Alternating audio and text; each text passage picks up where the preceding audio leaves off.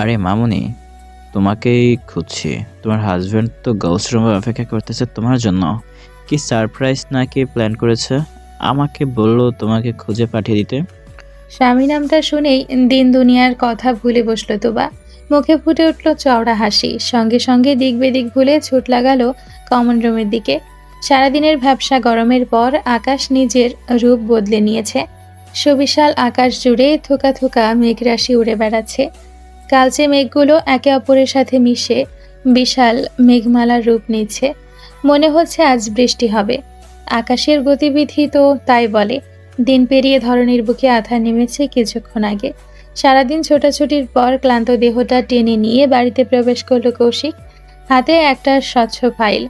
ভেতরের কাগজপত্রগুলো ফাইল ভেদ করে স্পষ্ট দেখা যাচ্ছে। গরম থেকে বাঁচতে শার্টের 2-3টা বোতামও খুলে রেখেছে।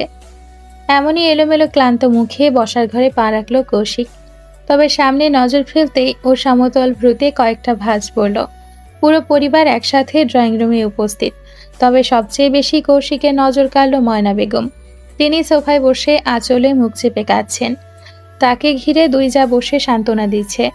অপরদিকে সোফায় নীরব মাথা নিচু করে বসে আছে। এই ভর সন্ধ্যায় আবার রিমিকেও দেখা যাচ্ছে। হুট করে বাড়ির এমন ছন্নছাড়া পরিবেশ ঠিক বোধগম্য হলো না কৌশিকের। মনের ভেতর কৌতূহল হু হু করে বাড়ল। সেই কৌতূহলের রেশ ধরেই ক্লান্ত অথচ গম্ভীর কণ্ঠে প্রশ্ন করল, কি হয়েছে? চাচি কাঁদছে কেন? কৌশিকের আওয়াজ পেয়ে এক জোটে সবাই তাকালো দরজার দিকে। ভাইকে দেখে মৌমিতা যেন দেহে প্রাণ ফিরে পেল। দুরন্ত পায়ে ছুটে গিয়ে কৌশিকের সামনে দাঁড়িয়ে বলল, তোবা স্কুল থেকে বাড়ি ফেরেনি ভাই, ওকে কোথাও খুঁজে পাওয়া যাচ্ছে না। কথাটা সোজা মস্তিষ্কে গিয়ে সজোরে আঘাত লাগলো কৌশিকের। কয়েক সেকেন্ডের জন্য মাথা কাজ করা বন্ধ করে দিল যেন। একদম অনুভূতিহীনের মতো শূন্য চোখে তাকিয়ে রইল। সেকেন্ডের ব্যবধানে মস্তিষ্ক সচল হতেই বুকের ভেতর ছ্যাঁক করে উঠল কৌশিকের। হাতের ফাইলটা শব্দ করে মেঝেতে পড়ে গেল। চোখ মুখে অবিশ্বাস।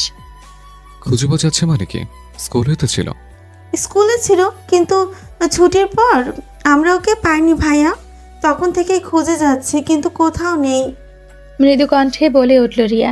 কথা শেষ হতেই দুই হাতে চোখ মুছল। কৌশিকের দম আটকে আসলো। বুকের ঠিক মাঝ বরাবর শ্বাস আটকে গেল। দম নিতে না পেরে হাঁসফাঁস করে উঠল। হাঁপানোর মতো করতে করতে এক হাতে বুক টলল।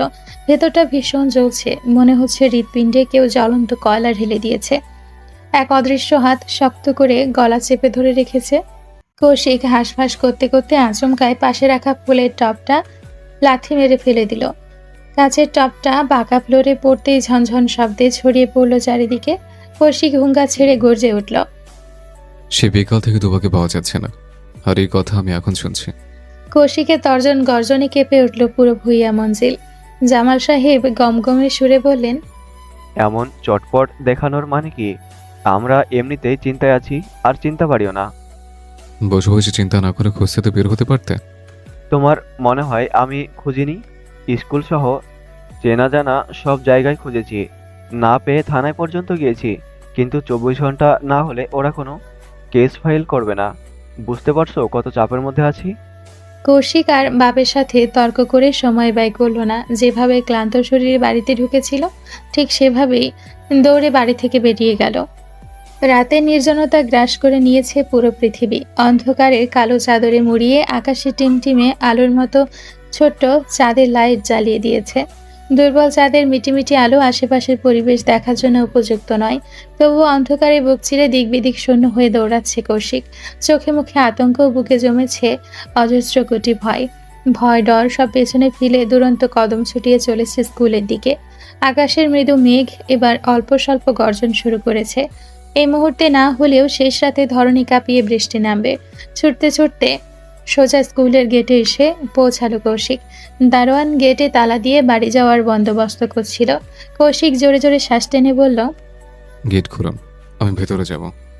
আচমকা কারো কথা শুনে পেছনে ফিরল দারোয়ান। এরপর চোখ মুখ কুঁচকে বলল, এই রাতে ভিতরে গিয়ে কি করবেন সাহেব? দরকার আছে, আমার স্ত্রীকে খুঁজে পাওয়া যাচ্ছে না, আমি ভেতরে চেক করব। কিন্তু ভিতরে তো কেউ নাই। স্কুল ছুটির পর সবাই বাড়ি চলে গেছে। স্কুল এখন পুরো ফাঁকা। তাড়াহুড়োর সময় দারোয়ানের অপ্রয়োজনীয় কথায় চরম বিরক্ত হলো কৌশিক। জোরে একটা শ্বাস টেনে বলল, দেখুন, আমি জানি সবাই চলে গেছে, তবু একবার চেক করতে হবে। আপনি গেট খুলুন। কৌশিকের কথা যেন দারোয়ানের গায়ে লাগলো না, পাশ থেকে ছোট টিফিন বক্স তুলতে তুলতে বলল, আকাশে মেঘ জমেছে সাহেব, যে কোনো সময় বৃষ্টি আসতে পারে। ভেতরে কেউ নাই, আপনি কালকে আসুন। কৌশিকের রাগ এবার সপ্তম আসমান ছুঁয়ে গেল। মনের ভয়, সংশয়, ব্যাকুলতার রাগ সব মিলিয়ে ভেতরটা জ্বলে উঠল। আচমকা দারোয়ানের কলার চেপে ধরে গর্জে উঠল, শালা, ফাজলামি করিস আমার সাথে?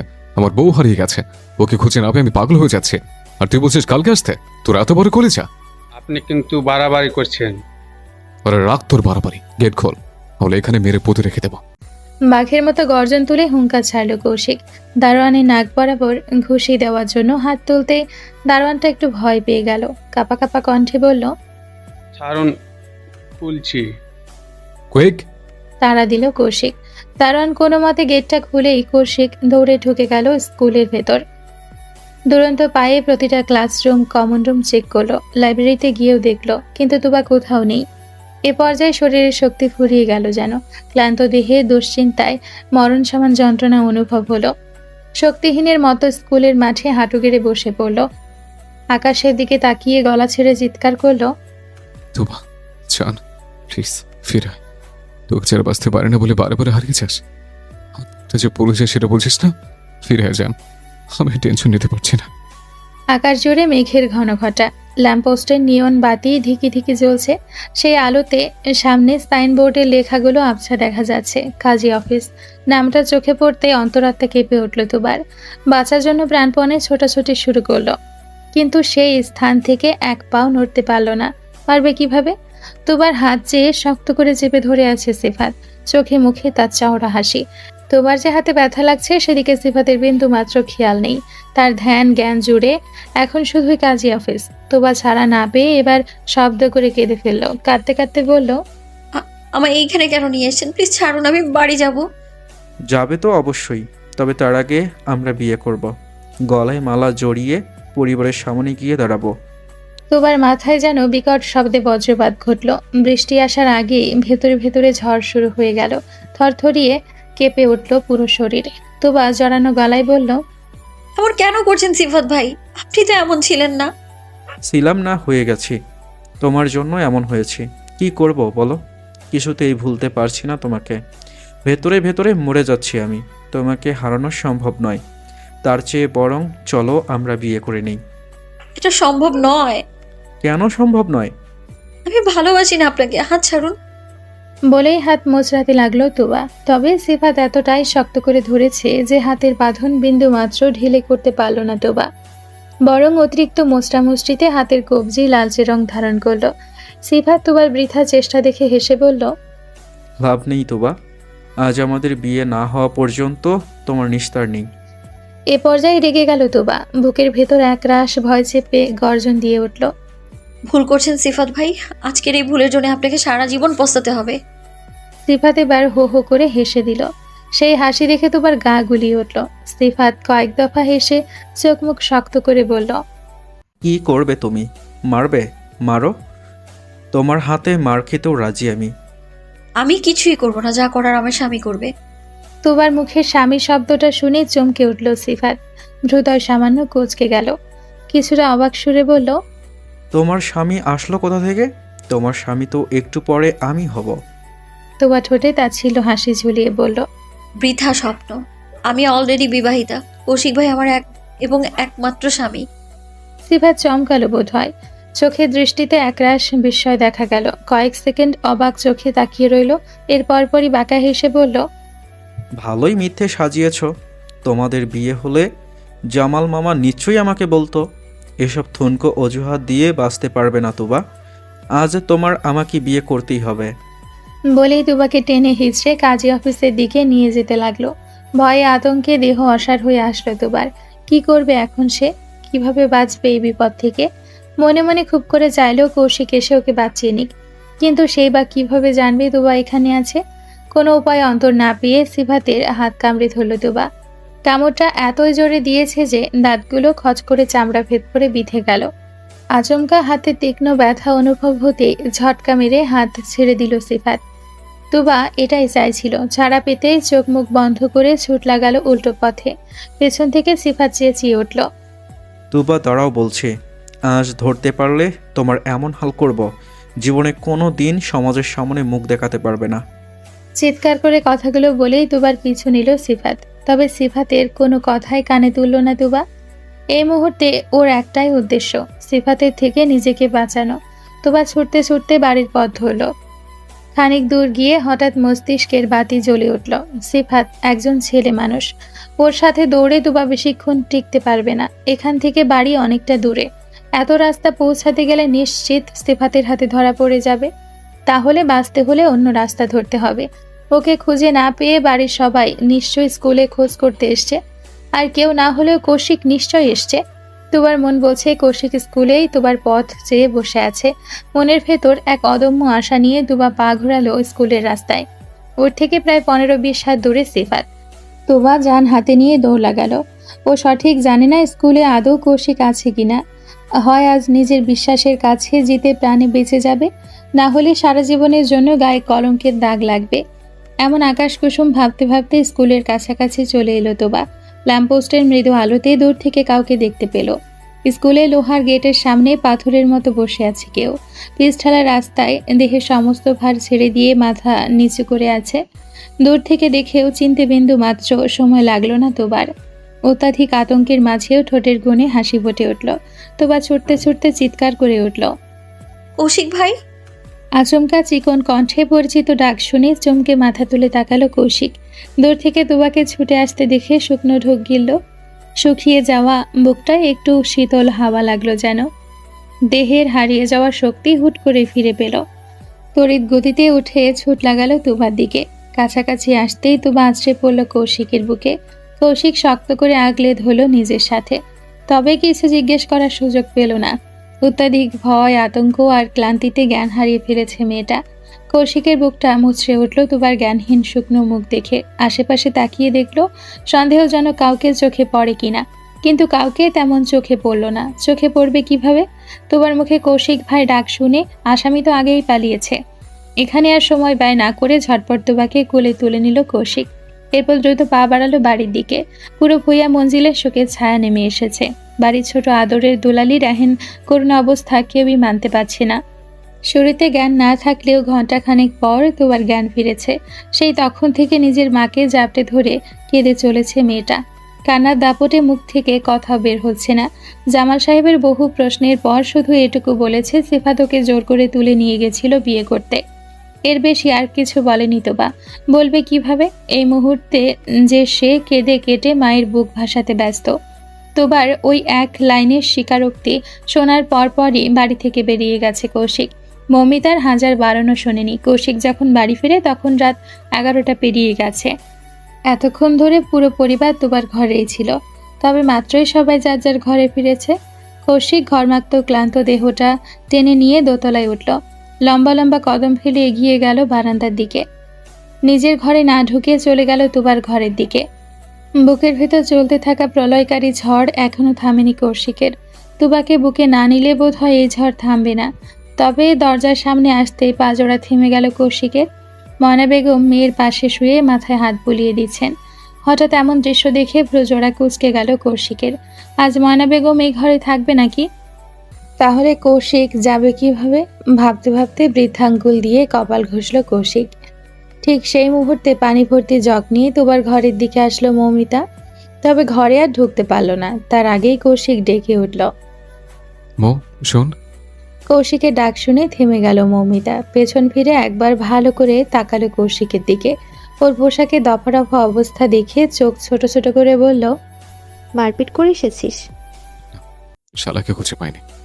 মৌমিতা ফুস করে নিঃশ্বাস ছাড়ল। মুখে আর কিছু বলল না, কারণ জানে এই ছেলেকে বারণ করেও লাভ নেই।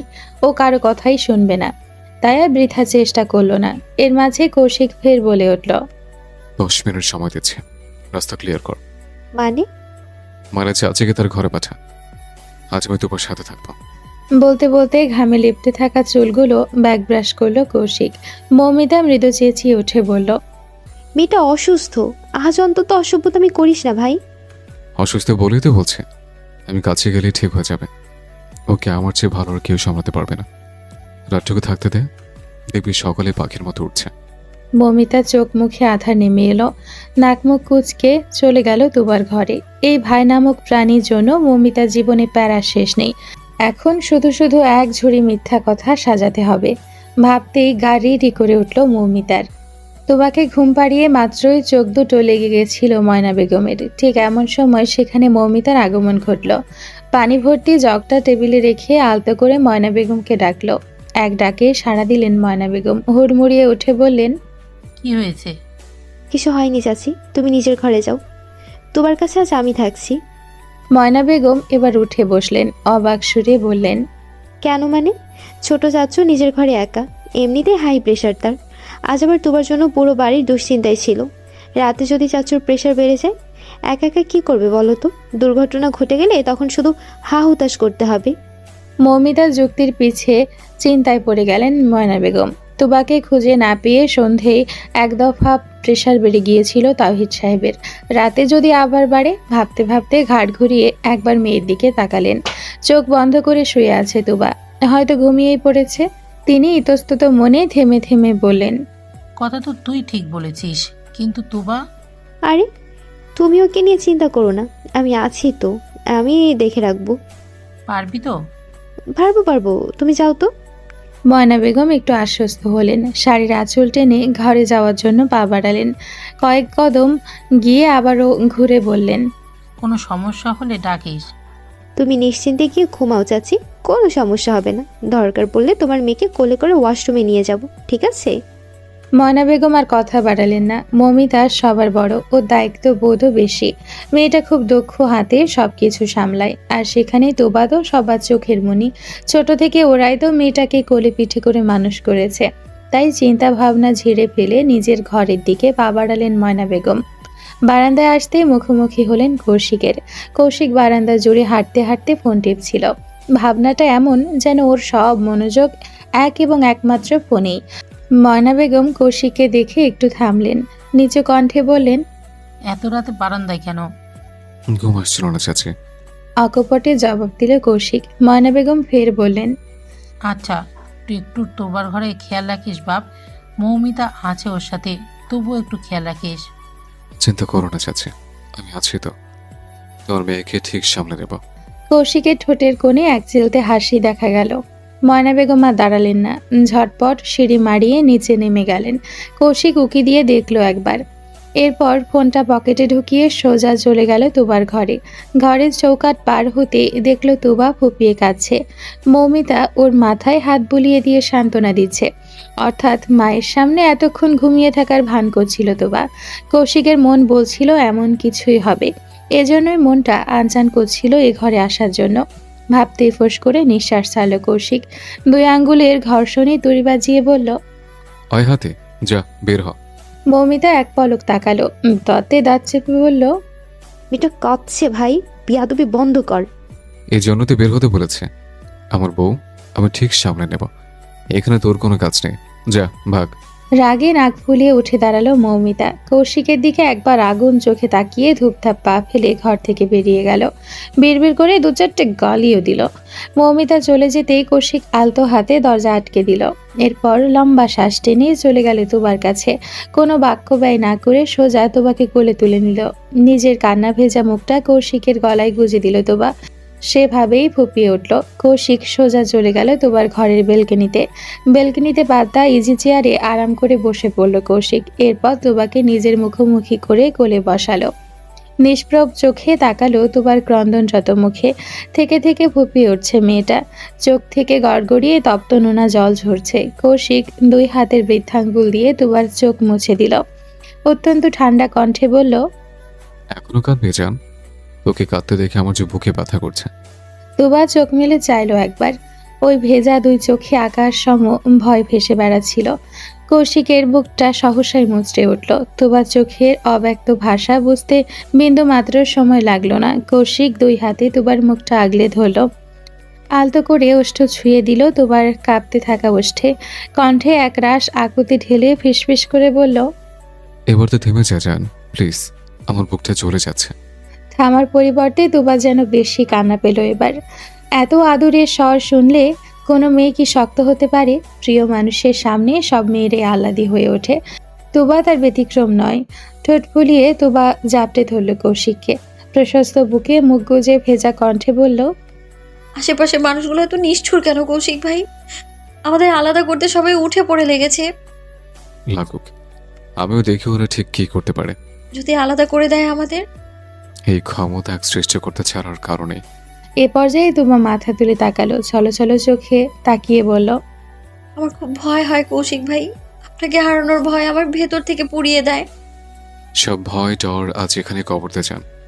একটা কথা মনে রাখবে, কৌশিক আর তুবা আলাদা কেউ নয়। আমরা দুটি দেহ, একটি প্রাণ। একটা প্রাণকে মানুষ আলাদা করে কিভাবে? এটা কি সম্ভব? তোবা নির্বিশেষ তাকিয়ে রইল কৌশিকের চোখে, নিঃশব্দে ব্যক্ত করলো হাজারো ভালোবাসা। দুজনে যেন হঠাৎ করে পুরোপুরি থেমে গেল। চারিদিকে ছড়িয়ে পড়ল পিনপত নীরবতা, শুধু দুজনের শ্বাস প্রশ্বাসের শব্দ কানে ভেসে আসছে। ইতিমধ্যে বাইরে বৃষ্টি শুরু হয়ে গেছে, গুড়ি গুড়ি বৃষ্টির সাথে এলোমেলো ঠান্ডা বাতাস। তোবার চোখে ঘো লেগে গেল। কৌশিকের ঘাড়ে একটা হাত রেখে কিছুটা এগিয়ে গেল। কৌশিকের শক্ত পুরুষালী ওষ্ঠে নিজের নরম ওষ্ঠ মিলিয়ে দিল। প্রকৃতির সাথে তাল মিলিয়ে এক গাঢ় চুম্বনে লিপ্ত হলো দুজন। এর স্থায়িত্ব ছিল মিনিট খানেক সময়, ছেড়ে দিয়ে কপালে কপাল ঠেকিয়ে রইল কিছুক্ষণ। শোনা গেল কৌশিকের গা হিম করা শীতল কণ্ঠ। আই লাভ ইউ জান। এই একটা বাক্য তোমার মনের প্রলয়কারী ঝড় থামিয়ে দেয়। বুকটা শীতলতায় ছেয়ে যায়। ভীষণ সুখ সুখ অনুভব হয় তোবার। মনে হয় পৃথিবীর সব সুখ ওর পায়ে এসে লুটিয়ে পড়েছে। তোবা লম্বা শ্বাস টেনে কৌশিককে জড়িয়ে ধরল। দুই পা কৌশিকের কোমরের দুই পাশ দিয়ে ফ্লোরে ছুঁয়েছে। সেভাবেই আরও একটু ঘনিষ্ঠ হলো। কৌশিকের বুকে মাথা রেখে দেহের ভার ছেড়ে দিল প্রশস্ত বুকে। কৌশিক পরম যত্নে আগলে ধরল নরম দেহটা। মাথায় আলতো করে চুমু দিয়ে বলল, যতক্ষণ আমার বুকে আছিস তুই নিরাপদ। একটা ফুলের টোকাও লাগতে দেব না তোর গায়ে। তুই নিশ্চিন্ত ঘুমা যা, আমি আছি তোর সাথে। প্রকৃতির রূপ আজ বড়ই উত্তাল। হিমশীতল ঠান্ডা বাতাস গায়ে কাঁপুনি ধরিয়ে দিচ্ছে। বাইরে ঝিরিঝিরি বৃষ্টি। ঠান্ডা আবহাওয়ায় গায়ে চাদর টেনে নিশ্চিন্তে ঘুমোচ্ছে রাইমা। ঠিক এমন সময় বিপ বিপ শব্দে ফোনটা বেজে উঠল। প্রশান্তির ঘুমে ব্যাঘাত ঘটায় বিরক্ত হলো রাইমা। কোনো মতে টেনে চোখ খুলে তাকাতেই পরিচিত নাম্বার দেখে ঠোঁট বাঁকিয়ে হাসলো রাইমা। হাত খোলা চোখে তাকিয়ে ফোনটা রিসিভ করে ঘুম জড়ানো কণ্ঠে বলল, নবদম্পতিকে অভিনন্দন। ওপাশ থেকে শোনা গেল সিফাতের ভরাট কণ্ঠ। মশকরা রেখে নিচে নামো জলদি। আরে ভাই, আপনাদের মাঝে আমি গিয়ে কি করব? পছন্দের মানুষকে বিয়ে করেছেন, বাড়ি গিয়ে বাসর টাসর করেন। বলতে বলতে হুট করে চোখ মেলে তাকালো রাইমা। মস্তিষ্কের বাতি আচমকায় জ্বলে উঠল। সিফাত ওকে নিচে নামতে বলল কেন? গাধাটা কি বিয়ে করে তোবাকে নিয়ে ওর বাড়িতে এসছে? তাহলে তো সবাই সব জেনে যাবে। ব্যাপারটা বোধগম্য হতেই লাফিয়ে উঠে বসলো রাইমা। আতঙ্কিত কণ্ঠে বলল, নিচে নামবো মানে? আপনি কোথায়? তোমার বাসার নিচে। কি? আর তুবা? তুবা কোথায়? তুবা এখানে নেই, তুমি জলদি নিচে আসো, দরকারি কথা আছে। রাইমা একবার দেয়াল ঘড়িতে নজর বোলালো। রাত 1টা পেরিয়ে গেছে। ঘড়ি থেকে নজর সরিয়ে মৃদু কণ্ঠে বলল, এত রাতে কিভাবে দেখা করব? এত কিছু জানি না আমি। 5 মিনিট সময় দিচ্ছি, হয় তুমি নিচে নামে আসবা, নয়তো আমি ওপরে যাব। তোমার জন্য আমি বিপদে পড়েছি, এবার বিপদ থেকে তুমি উদ্ধার করবে। বিপদের কথা শুনে ভয় পেয়ে গেল রাইমা। কোনো গন্ডগোল হয়নি তো? ভাবতে ভাবতে দৌড়ে ঘর থেকে বেরিয়ে এলো। গভীর রাত হওয়ায় ওর বাবা মা ঘুমিয়ে আছে। সেই সুযোগে বাইরে বেরিয়ে এলো। গেটের বাইরে আসতে দেখলো রাস্তার এক কোণে দাঁড়িয়ে আছে সিফাত। রাইমা ওড়না দিয়ে মুখ ঢেকে এগিয়ে গেল। কাছাকাছি গিয়ে মৃদু চিৎকার করে বলল, কি গন্ডগোল করে এসেছেন? বিয়ে করতে পারিনি, তুবা পালিয়ে গেছে। রাইমার মাথায় যেন আকাশ ভেঙে পড়ল। মুখ ঢেকে রাখা ওড়নাটা মাথা থেকে পড়ে গেল। রাইমা দাঁতে দাঁত চেপে বলল, একটা ছোট মেয়েকে সামলাতে পারেন না? কিসের পুরুষ মানুষ আপনি? আপনাকে বিশ্বাস করাই আমার একদম উচিত হয়নি। সিফাত হুট করে রাইমার বাহু চেপে ধরল। রাগী কণ্ঠে বলল, উচিত তো আমার ছিল না তোমাকে বিশ্বাস করা। তুবা আর কৌশিক ভাইয়ার বিয়ে হয়েছে, এই কথা আমাকে জানাওনি কেন? শেষের বাক্যটা ধমকের সাথে বলল সিফাত। রাইমা চোখে মুখে অবাকের রেশ ছড়িয়ে পড়ল। ও ভ্রুকুচকে বলল, কি সব যাতা বলছেন? এসব ফালতু কথা কে বলল আপনাকে? তুবা নিজেই বলেছে। মিথ্যে বলেছে। আপনার থেকে বাঁচতে মিথ্যে রচনা শুনিয়েছে, আর আপনি সেই রচনা বিশ্বাস করে এত বড় ভুল করলেন, মাথামোটা লোক। সিফাত রেগে গেল। রাইমার বাহু শক্ত করে চেপে ধরে ঝাঁকিয়ে বলল, একদম আমাকে গালাগাল করবে না। তোমার উস্কানিতে ঝোঁকের বশে এত বড় পদক্ষেপ নিয়েছি আমি, কিন্তু এখন বুঝতে পারছি কাজটা ঠিক হয়নি। এবার অন্য কাউকে ছেড়ে দিলেও কৌশিক ভাই আমাকে ছাড়বে না। রাইমা বিরক্ত হলো, চোখ মুখ কুঁচকে বলল, ভালোবাসার জন্য এতটুকু ঝুঁকি নিতে না পারলে কিসের পুরুষ আপনি? ভেবেছিলাম তোমাকে বিয়ে করে গ্রামে নিয়ে আপনার ভালোবাসার পূর্ণতা দেবেন, এদিকে আমিও নিজের ভালোবাসা পেয়ে যাব। তোর সবটা কেটে গেল। রাইমার কণ্ঠে এক আকাশ সমান বিরক্তি। সিফাত ফোঁস করে নিঃশ্বাস ছেড়ে বলল, এবার কি করব তাহলে? আপাতত কিছুদিন লুকিয়ে থাকুন, পরিবেশ ঠান্ডা হলে গ্রামে ফিরে যাবেন। সিফাত সঙ্গে সঙ্গে রাইমার হাত ধরে ওর বাড়ির দিকে হাঁটা দিল। রাইমা হকচকিয়ে প্রশ্ন করল, কোথায় নিয়ে যাচ্ছেন আমাকে? তোমার বাসায়। তাহলে আপনি কেন যাচ্ছেন? তোমার বাসাতেই কয়েকদিন গা ঢাকা দিয়ে থাকবো, তাই। রাইমার পা দুটো সেখানেই জমে গেল। চোখে বিস্ফোরণ ঘটল, ভয়ে বুক কেঁপে উঠল। এক ঝটকায় হাত ছাড়িয়ে নিয়ে বলল, পাগল নাকি? আমার বাসায় কি পরিচয় রাখবো আপনাকে? সেটা তোমার বিষয়, আমি তো সেসব নিয়ে ভাববো না। তোমার জন্য আমি ফেঁসে গেছি, এখন তুমিই আমাকে উদ্ধার করবে। না হলে আমি সোজা কৌশিক ভাইয়ার কাছে সমর্পণ করব। সেই সাথে বলে দেব তোমার কথাই এই সব কিছু করেছি আমি। তারপর যেটা হবে তার জন্য আমি কিন্তু দায়ী না। সিফাতের গা ছাড়া জবাবে শুকনো ঢোক গিল। রাইমা কাঁপা কাঁপা কণ্ঠে বলল, আপনি কিন্তু আমাকে ব্ল্যাকমেল করছেন। যা খুশি ভাবতে পারো, তবে এই মুহূর্তে আমার কিছু খাওয়া এবং ঘুম প্রয়োজন, দুটোরই ব্যবস্থা করো। যতদিন তুমি আমার কথা শুনবে ততদিন বিপদমুক্ত থাকবে। রাইমা পড়ে গেল মহা বিপাকে। চারিদিক থেকে বিপদ একসাথে ঘিরে ধরেছে মেয়েটাকে। এখন সে কিভাবে সামাল দিবে সবকিছু? রাতের সাথে পাল্লা দিয়ে বেড়ে চলেছে রাইমার দুশ্চিন্তা। সিফাত যেন গো ধরে আছে, সে কোনো কিছুর বিনিময়ে রাইমার পিছু ছাড়বে না। নিজের উদ্দেশ্যে অসফল হয়ে সেই জেদ রাইমার উপর খাটাচ্ছে। রাইমা অধৈর্য হলো, দুই হাত কোমরে রেখে আকাশের দিকে তাকিয়ে ফোঁস করে নিঃশ্বাস ছাড়ল। কোনো উপায় নেই, আপাতত সিফাতের এই অন্যায় আবদার মানতেই হবে। তাই অগত্যায় সিফাতকে নিয়ে হাঁটা দিল বাড়ির দিকে। রাইমার বাবা মা এই মুহূর্তে ঘুমিয়ে থাকায় সিফাতকে বাড়িতে ঢোকাতে খুব একটা সমস্যা হলো না। এছাড়া রাইমার বাবা মা দুজনেই চাকরি করেন, এটা রাইমার জন্য সবচেয়ে বড় সুযোগ। সকাল সকাল দুজনে যার যার অফিসের উদ্দেশ্যে বেরিয়ে পড়বেন। এটুকু সময় সামাল দিলেই হবে, তাহলে আর খুব বেশি ঝামেলা পোহাতে হবে না। ভাবতে ভাবতে এক প্রকার শ্বাস আটকেই সিফাতকে নিজের ঘরে নিয়ে এলো। সিফাতকে বসতে বলে রান্নাঘর থেকে রাতের বেঁচে যাওয়া খাবারও নিয়ে এলো। খাবারের প্লেট টেবিলের উপর রেখে কাট কণ্ঠে বলল, মানবতার খাতিরে এসব করেছি। যেহেতু আমার কথাতে আপনি গ্রাম থেকে ছুটে এসেছেন, তাই আপনাকে সাহায্য করলাম। তবে আজকের রাতটুকুই, কালকেই আপনি নিজের পথ নিজে বেছে নেবেন। এর বেশি আমার বাড়িতে রাখতে পারবো না আপনাকে, বাবা মা জানলে সমস্যা হবে। রাইমার কথার বিপরীতে মৃদু হাসল সিফাত। ইতিমধ্যে সে খাবার শুরু করে দিয়েছে। সারাদিন অভুক্ত থাকায় খাবারগুলো গোগ্রাসে গিলছে। খেতে খেতেই সিফাত জবাব দিল, কাল যাওয়া সম্ভব নয়, কৌশিক ভাই ক্ষেপে আছে। একটু আগে খুঁজতে বেরিয়েছিল আমাকে, ভাগ্যিস আমি তাকে দেখে ফেলেছিলাম। খুব কষ্টে সেখান থেকে পালিয়ে এসেছি। আপাতত তার সামনে যাওয়া সম্ভব নয়, ওর হাত খুব শক্ত, ঘুষিগুলো বেশ জোরেই লাগে। রাইমা বিরক্ত হলো খুব, নাক মুখ কুচকে বিড়বিড় করলো, কাপুরুষ একটা। সিফাত শুনল বোধ হয়, কিন্তু কোনো প্রতিক্রিয়া দেখালো না, বরং ঝটপট খাওয়া শেষ করে আদেশ সুরে বলল, পানি দাও তো। রাইমা চোখ পাকিয়ে তাকালো, ঝাঝালো কণ্ঠে বলল, এই, একদম আমাকে হুকুম করবেন না। আমি আপনার বউ নই যে আপনি যা হুকুম করবেন সেটাই করব। আমার বউ হওয়ার কোনো যোগ্যতাও নেই তোমার। আপনি কিন্তু আমাকে অপমান করছেন। তোমার মতো অভদ্র মেয়ের জন্য এটাই উপযুক্ত ব্যবহার। রাগে রাইমা নাক ফুলে উঠল।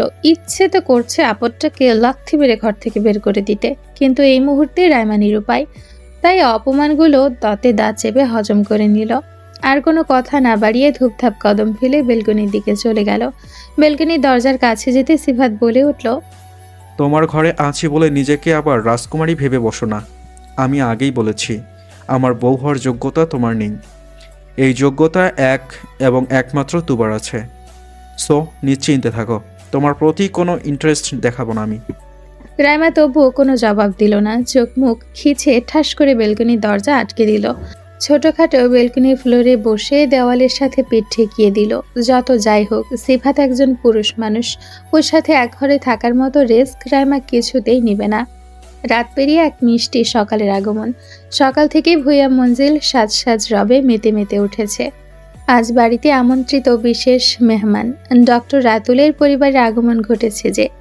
যদিও ওদের গতকাল বিকেলে আসার কথা ছিল, কিন্তু তুবা হঠাৎ নিখোঁজ হয়ে যাওয়ায় মৌমিতা ফোন দিয়ে নিষেধ করে দিয়েছিল। এজন্য একদিন পরে আসলো তারা। অতিথিদের আপ্যায়নে ব্যতিব্যস্ত পুরো পরিবার। এই যেমন বাড়ির রমণীগণ বাহারি রকমের রান্নায় ব্যস্ত, আর বাড়ির কর্তারা ব্যস্ত অতিথিদের সাথে খোশ গল্পে। মাঝে মাঝে রিয়া নীরব রান্নাঘর থেকে খাবারের বাটি টেবিলে সাজাচ্ছে। মৌমিতা নিজের ঘরে, তার নিচে নামার জন্য এখনো ডাক পড়েনি। তবে এই মুহূর্তে বাড়িতে পুরো পরিবার উপস্থিত থাকলেও উপস্থিত নেই কৌশিক আর তুবা। সেই সাত সকালে তুবাকে নিয়ে বেরিয়েছে কৌশিক। বলে গেছে কোনো দরকারি কাজ আছে। ছেলের এমন হেয়ালিপনায় চরম বিরক্ত জামাল সাহেব। শুধুমাত্র মেহমানদের জন্য মেজাজটা নিয়ন্ত্রণে রেখেছেন।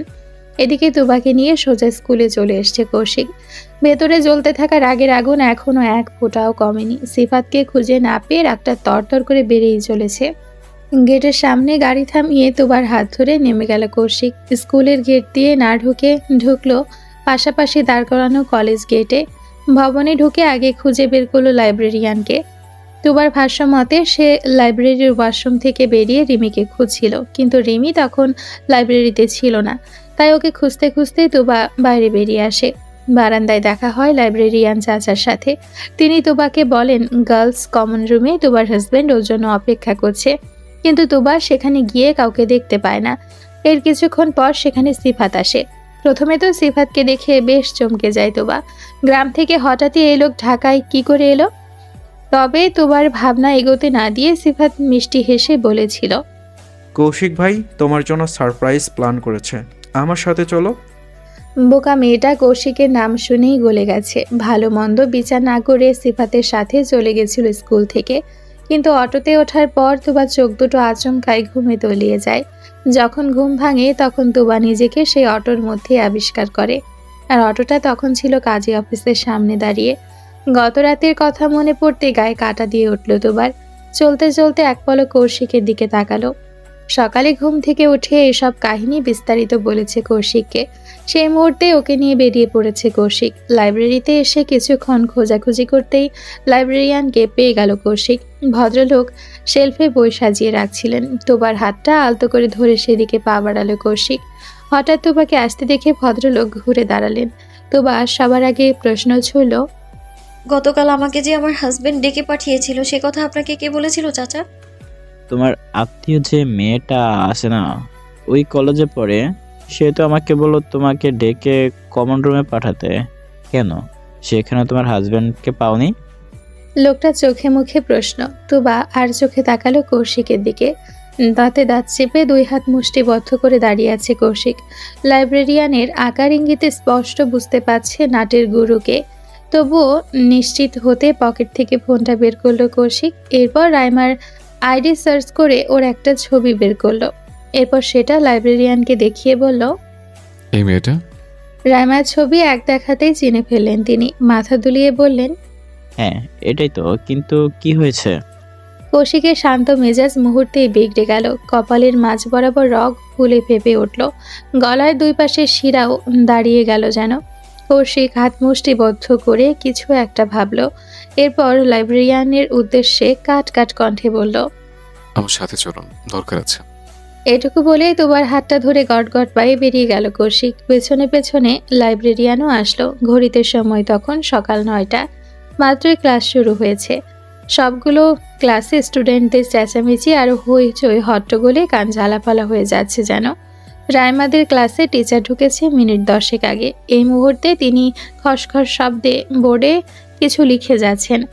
ঠিক এমন সময় ক্লাসের দরজার সামনে এসে দাঁড়ালেন কলেজের দপ্তরি। ক্লাস টিচারের উদ্দেশ্য করে বললেন, স্যার, রাইমাকে ওর সাথে একজন দেখা করতে এসেছে, শহীদ মিনারে অপেক্ষা করছে। ভরা ক্লাসে আচমকা নিজের নাম শুনে অপ্রস্তুত উঠে দাঁড়ালো রাইমা। এই অসময়ে ওর সাথে আবার কে দেখা করতে আসলো ভাবতে গিয়ে সমতল হৃদয় কুঁচকে গেল। দপ্তরি তাড়া দিয়ে নিজের কাজে চলে গেল। এদিকে রাইমার মাথায় হাজারো চিন্তা দানা বাঁধল। ওর সাথে কার দেখা করার প্রয়োজন হতে পারে? সিফাতকে তো নিজের ঘরে রেখে ঘর তালা দিয়ে এসছে, তাহলে ভাবতে ভাবতে রাইমা ক্লাস থেকে বেরিয়ে গেল। তবে শহীদ মিনারের কাছাকাছি আসতেই চমকে উঠল রাইমা। চোখ দুটো মার্বেলের আকার ধারণ করলো। শহীদ মিনারের সিঁড়িতে পাশাপাশি বসে আছে কৌশিক আর তুবা। কৌশিক বাদামের খোসা ছাড়িয়ে তুবার হাতে দিচ্ছে, তুবা সেগুলো একে একে মুখে পুরে নিচ্ছে। ভাবটা এমন যেন তুবা বাদামের খোসাগুলো ছাড়াতে পারে না। আচমকা এখানে কৌশিককে দেখে কিছুটা অপ্রস্তুত হয়ে গেল রাইমা।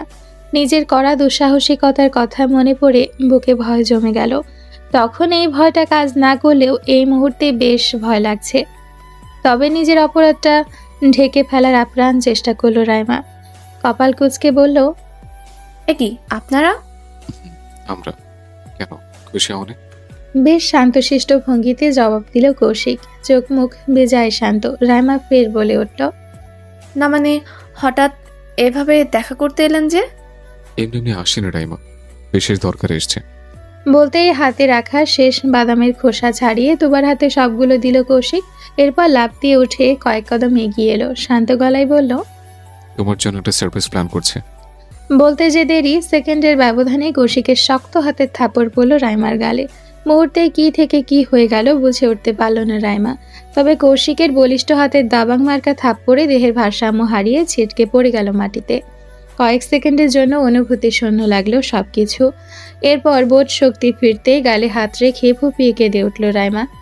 গালটা আগুনের মতো গরম হয়ে গেছে, পাতলা চামড়া জ্বলে পুড়ে ছাই হয়ে যাচ্ছে। সে অবস্থাতে রাইমার বাহু ধরে টেনে দাঁড় করালো কৌশিক। চোখ থেকে যেন আগুনের ফুলকি ঝরছে। কৌশিকের হঠাৎ এই রূপ পরিবর্তনে ভ্যাবাচ্যাকা খেয়ে গেল রাইমা। ঠিক সেই মুহূর্তে কৌশিক হিংস্র কণ্ঠে গর্জে উঠল, এই থাপ্পড়টা অত্যাধিক সাহস দেখানোর জন্য। বলেই সপাটে আরেক গালে থাপ্পড় বসিয়ে দিল। এবার রাইমা বিপরীত দিকে ছিটকে পড়ে গেল। দুই গালে দুটো থাপ্পড় খেয়ে পুরো মুখটা অসাড় হয়ে গেছে, যেন মনে হচ্ছে দাঁতগুলো সব খুলে খুলে পড়ে যাচ্ছে। গালে কোনো বোধ শক্তি নেই। এরই মাঝে মাটিতে হাঁটু গেড়ে ঝুঁকে গেল কৌশিক। দাঁতে দাঁত চেপে কিরমির করে বলল, দ্বিতীয় থাপ্পড় তোমার হাতে ওই আঘাতের জন্য। কৌশিকের এই কথা কানে আসতেই তোবা হুট করে নিজের হাতের দিকে তাকালো। কাল সিফাত হাতটা শক্ত করে ধরে রাখার ফলে সেখানে কালশিটে দাগ পড়ে গেছে। এই সামান্য দাগের জন্য এত জোরে থাপ্পড়! তোবা হতভম্ব হয়ে গেল। কৌশিককে না থামিয়ে বোকার মতো শুধু সামনের দৃশ্য দেখতে লাগলো। ঠিক এই পর্যায়ে কৌশিক খপ করে রাইমার গলা চেপে ধরল। অত্যাধিক রাগে হিসহিস করে বলল, তোর সবচেয়ে বড় অপরাধ এমন কলেজে হাত দিয়েছিস। এই অপরাধের শাস্তি তো থাপ্পড়ে হবে না। মামার মেয়ে, কি শাস্তি দেব বল? মেরে ফেলবো? চল মেরেই ফেলে, তোর বেঁচে থাকার কোনো অধিকার নেই। কৌশিকের রাগ যেন আজ সপ্তম আসমান ছুঁয়েছে। অত্যাধিক রাগে চোখ মুখ লালচে রং ধারণ করেছে। কপালের মাঝ বরাবর রক ফুলে ফেপে উঠেছে। সময়ের সাথে সাথে পরিবেশ যেন আরো বেশি ভারী হয়ে উঠল। এদিকটা তুলনামূলক একটু বেশি শুনশান। তার উপর ক্লাস শুরু হয়ে গেছে বিধায় আশেপাশে কোনো মানুষের অস্তিত্ব নেই। এদিকে শক্ত হাতে গলা চেপে ধরে রাইমার অবস্থা কাহিল। শ্বাস আটকে চোখ মুখ ভয়ানক রূপ ধারণ করেছে। আর কিছুক্ষণ এভাবে গলা চেপে ধরে থাকলে পাক্কা ওর প্রাণ পাখি দেহ ফেলে রেখে আকাশ পথে উড়াল দিবে। ছাড়া না পেয়ে এক পর্যায়ে রাইমা ব্যথাতুর ভঙ্গিতে গুঙিয়ে উঠল। সেই গোঙানি শব্দ কানে আসতে সংবিত ফিরে পেল তোবা। আচমকা কৌশিকের এহেন রূপ দেখে হতভম্ব হয়ে গিয়েছিল মেয়েটা। পাথরের মতো দাঁড়িয়ে দেখছিল শুধু, কিন্তু অবস্থা বেগতিক দেখে ছুটে নিচে নেমে আসলো। কৌশিককে পেছন থেকে টেনে ধরে বলল, আরে কি করছেন? মরে যাবে তো, ছেড়ে দিন। মেরেই তো ফেলতে চাই, শালা আপদ। জীবনটা মাছ ভাজা করে দিল আমার। একমাত্র ওর কারণে আমার সংসার অশান্তি। এই অশান্তির গরু উপরে ফেলবো আমি। দাঁতে দাঁত চেপে কথাগুলো বলেই আরও একটু শক্তি দিয়ে গলাটা চেপে ধরল। রাইমা যান যায় যায় অবস্থা। ছাড়া পাওয়ার জন্য ক্রমাগত হাত পা ছোড়াছুড়ি করছে। চোখ দুটো ঘোলা হয়ে এসেছে। কোনো উপায় অন্তর না পেয়ে দুজনের মাঝখানে ঢুকে পড়ল তোবা। কৌশিককে সামনে থেকে জড়িয়ে ধরে ঠেলে সরিয়ে নিয়ে গেল। ছাড়া পেয়ে জোরে জোরে কাশতে লাগলো রাইমা। চোখ থেকে গলগলিয়ে অশ্রু ঝরছে। অত্যাধিক চাপে গলা থেকে আর আওয়াজ বের হচ্ছে না। কোনো মতে দম ফিরে পেয়ে মাটিতে শরীর ছেড়ে দিল রাইমা। এদিকে কৌশিককে ধরে রাখতে গিয়ে বেশ নাকানি চুবানি খাচ্ছে তোবা। সুঠাম দেখি একজন পুরুষকে তোবার মতো পুচকে মেয়ের পক্ষে কি আটকানো সম্ভব? একদমই সম্ভব নয়। কৌশিকের শক্তির সাথে কুলিয়ে উঠতে না পেরে 2 হাতে ওর মাথাটা চেপে ধরল তোবা। আশেপাশে একবার নজর বুলিয়ে সোজা ওষ্ঠে ওষ্ঠ মিলিয়ে দিল। হঠাৎ ওষ্ঠের উপর নরম ছোঁয়া পেয়ে থমকে গেল কৌশিক। পাথরের মতো জমে গেল পুরো দেহ। মাথার ভেতর দাউ দাউ করে জ্বলতে থাকা রাগের আগুনও ধপ করে নিভে গেল। মুহূর্তে প্রবাহমান নদীর মতো শান্ত হয়ে গেল। কৌশিককে শান্ত হয়ে যেতে দেখে ঠোঁট সরিয়ে নিল তোবা। ভয়ের তো চোখে আবারও আশেপাশে তাকালো। শঙ্কিত মন, কেউ দেখলো কিনা, কিন্তু না, কেউ দেখেনি। তৎক্ষণাৎ শোনা গেল কৌশিকের ভরাট কণ্ঠ।